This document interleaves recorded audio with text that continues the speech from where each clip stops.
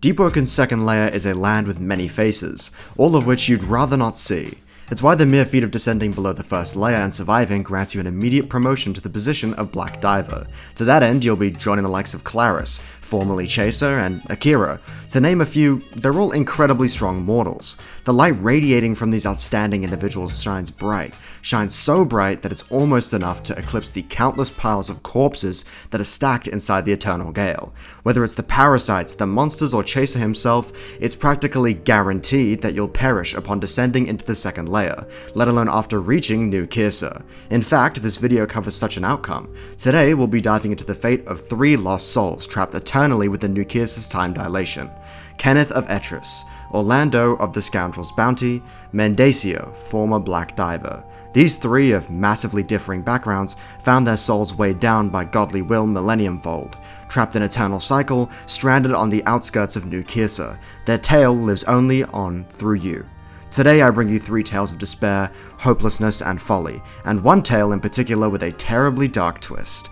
Remember to like and subscribe for more lore videos, join the Discord at discord.gg/luminal, and let's begin with haste. Kenneth of Etris is the first of the 3 characters we'll be discussing today. He's an Etrian appointed to law enforcement within their settlement, holding a particular interest in the history of Etris itself, namely the stagnation of its current leader, the Lord Regent. Thus, Kenneth recruits you to investigate the history of Etris alongside him. However, after a measly few questions asked, you notice Kenneth's disappearance. Explore the surrounding wilderness and you'll discover Kenneth, or at least what's left of him. During your investigation, he had been kidnapped and dragged to the Lord Regent's feet, being swiftly executed and chopped to pieces. In fact, they've pinned him to the wall, knowing that you'll go looking. It's a vile act, one that Regent makes clear is repeatable. Kenneth's death kickstarts the quest to take down the Duke of Arisia in the name of Etris, but his story doesn't end here. If you've completed the quest to eventually slay the Duke, it's confirmed that the Duke escapes the depths every time he's beaten, explaining how the fight is repeatable in nature. However, Kenneth's fate stands in stark comparison. He's trapped within the bowels of the second layer, pinned and losing his memories. It's impossible for Kenneth to have reached the second layer the same way we do, meaning that his conviction, his will and resolve to protect the city of his birth proved strong enough to sink straight to New Kirsa. Tragically, it proves too much for him. The once hopeful and happy-go-lucky Kenneth we previously knew has been erased by the swamping tides of memory. Whether it's the constant time loops or Etheron's will exuding from his bedchamber, Kenneth is slowly losing all of his memories. In fact, he barely remembers us. Kenneth, is that you? The last thing I remember, one of the Regent's guards clad in black threw a bag over my head. Everything beyond that is 1,000 needles, 1,000 lacerations, then black, all black, now here. I'm sorry. No, friend, I probably should have seen it coming. It all feels so obvious now, like a veil's been lifted. You're closer than you think. There's a mental veil placed over Etris. Huh, no kidding. Guess it wasn't my own stupidity after all. How long have you been down here? I only just stirred, so I'm not sure. Can't have been that long though, right? Kenneth, you're right. The last thing I remember, one of the Regent's guards clad in black threw a bag over my head. Everything beyond that is 1,000 needles, 1,000 lacerations, then black, all black, now here. You said the same thing before. Huh? When? Last time I was down here. Huh? But I haven't seen you since Etris, or... Huh. What's up? Something's not right here. I'm losing track of time. Kenneth's fate lies in the hands of a god he does not know, a god who knows not of him. New Kirsa is slowly taking his memories, but he can't pass on. His soul, or at the very least the remnants of his soul, are clinging to the outskirts of the city. He won't die, but he's not living like this either. In a way, it was his own will to do the right thing that condemned him twofold. His death at the hands of the Lord Regent, and his sinking straight to New Kirsa were both ultimately avoidable, but inevitable for a man of Kenneth's character. It's a sad ending with no real resolution. Kenneth will remain here until the end of time. Kill the Scion and time folds in on itself, taking Kenneth with it. You can't free him. You can merely remember the man that this ghost once was. Orlando, captain of the Scoundrel's Bounty, is once again someone you encounter throughout your journey, although he's not accessible to just anyone. In fact, if you want to encounter this charming pirate, you'll have to make a new account and play the game for the first time. That's right, Orlando is the pirate at the helm of the ship you can find in Deepwoken's tutorial sequence. Long story short, your origins in the tutorial have you aboard these scoundrels' bounty, and it's there that you're taught the basics behind most game mechanics. However, if you played this tutorial when verse 2 first released, you'd remember that the default spawn in verse 1 involved washing up on the shore. Well, that doesn't change, because your ship is attacked by the Authority, presumably because you're sailing past their borders. Your whole crew is assumed dead, and you wash up on the shores of Etris or Vigils, the only survivor.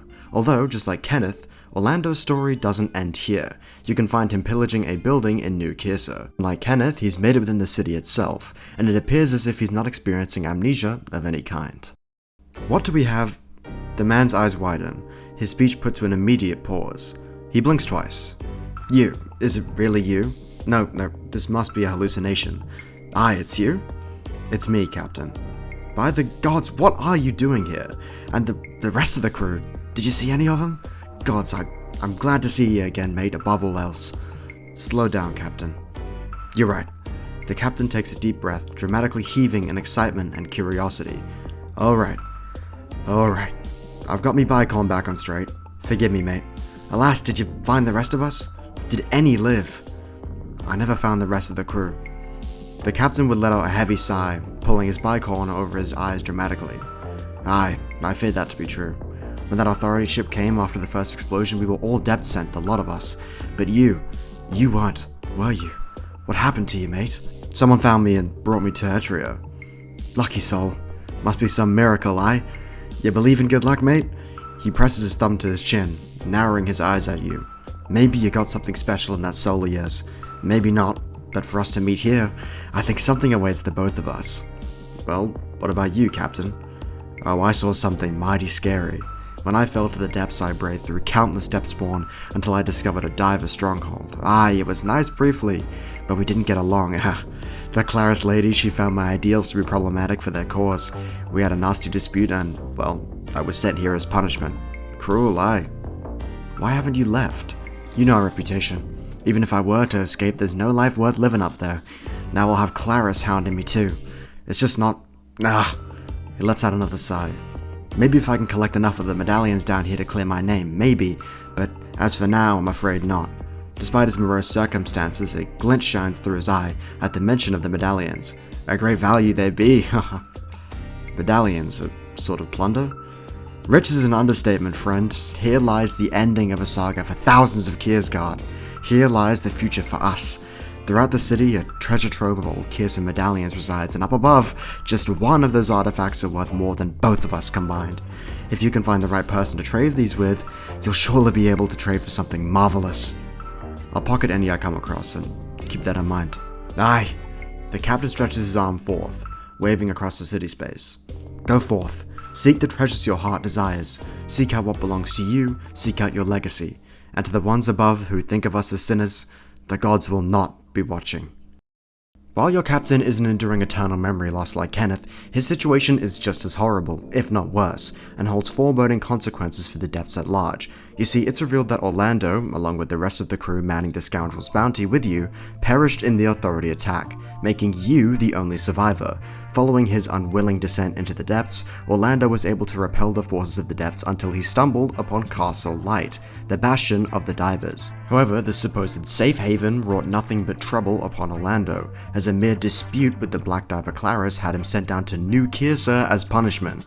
The fact that Claris can punish any dissenters by sending them down to New Kirsa to rot for eternity is a terrifying notion. You're one argument away from a lifetime in a literal hell. Orlando, like Kenneth, is stuck in New Kirsa's time loop, except Orlando foolishly believes that he can escape his fate by leveraging Kirsan medallions. In some way, it's a worse fate than Kenneth. Kenneth is oblivious, his past escaping him, while Orlando is doomed to foolishly repeat his asinine attempts to free himself. He'll struggle for eternity, search for eternity, and watch the space around him fold into nothing for eternity. This close to Etheron, your fate is drawn from your hands and made a constant of all things. Suffering is natural law of curse and make. Onto our third and final tale floating to your ears from the depths of the gale, the capture and rescue of Mendacia the Archdiver. If you walk close to a particular outcrop of rocks in the second layer's first floor, you'll encounter the pale ghost of Mendacia, reportedly a captured Archdiver formerly working with Claris. She recruits you to save her, claiming that she's been imprisoned against her will by Kirsans deep within the city of New Kirsa. Wait, you can see me? Yeah, Oh, thank Olsen. Finally. Are you here with Claris? I was sent by her. That means there's a chance. I'm Mendacia, Archdiver in charge of the expedition to the interstice of skies. She appears to smile briefly for a moment, then frowns. Before my crew was killed, that is. I'm glad I could finally get in contact with someone. Archdiver? Do you mean Black Diver? She furrows her brow, confounded. What Claris said about this place's effects on time must have been right. How are you talking to me? Right now I'm projecting an image of myself from my prison. Down below this place I'm being held by the Kearsons. They may appear kind, but do not trust them. How can I help you? She frowns. You must make it past this place. Far below the cloud sea is a temple I've been taken to. Promise me, will you find a way to save me? I promise. Thank you. Please hurry. She fades from your view. Defeat Chaser and descend deeper within the second layer, and you'll reach New Kirsa. You'll find the astral projection of Mendacia standing beside one of the obelisks needed to fight the Scion, and she'll give you one last push to rescue her. You've made it so far. Down below is New Kirsa. The Kearsons are holding me in the center of the city. How do I get to you? Activate the obelisks around the city. All of their lights connect to the center. Once you're done, I'll finally be free. Her smile is wider than you have ever seen. Thank you so much. I can finally go home. You did it. You freed me. Claris warned me about you. Well, then why have you done exactly as I've asked? What? You have done us a great service, little Godseeker. Your screams will echo across eons. An eternity of suffering awaits you in the agony of the gale. Mendacia, the name meaning lies in Latin, as you knew her, did not and has never existed. Instead, it's revealed that the will of Etheron has been puppeteering this false image of a diver to manipulate you into awakening the Scion. Once the Scion awakes, Mendacia has no need for her disguise and sheds it in favor of the incomprehensible tone of a god pleasantly surprised by your naivety. Fooled by the ghostly visage of a comrade you once thought existed, you have awakened the Scion of Etheron, although the joke's ultimately on Etheron himself. Opening the pathway to the Scion was your only way out of New Kirsa regardless, and you canonically knock him a new set of teeth, causing the layer to collapse in on itself. Regardless, it's haunting that the only seemingly friendly conversations you'll be having in New Kirsa are made between dead men and a homicidal god masquerading in mortal form. These three tales, Kenneth, Orlando, and Mendacia, their stories are lost to all but the player character. We, as the ultimate Pathfinder, are all linked to all three characters lost in New Kirsa to some degree, each tale illustrating the horrors of the Gale in some way. There's no victory to be found in the Gale. Under Etheron's will, everything boils down to naught. All of these stories were received from our perspective. The player character is an anomaly, the lone warrior. So imagine, just for 1 second, that you're a standard diver. How would you survive the Gale?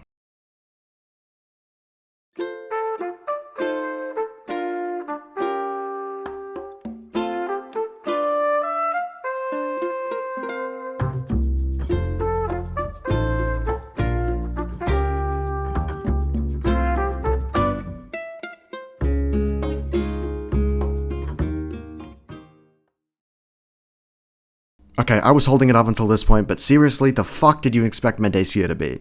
I mean, Mendacia's spouting terms like Archdiver, Interstice of Skies, and Cloud Sea. What the fuck is a Cloud Sea?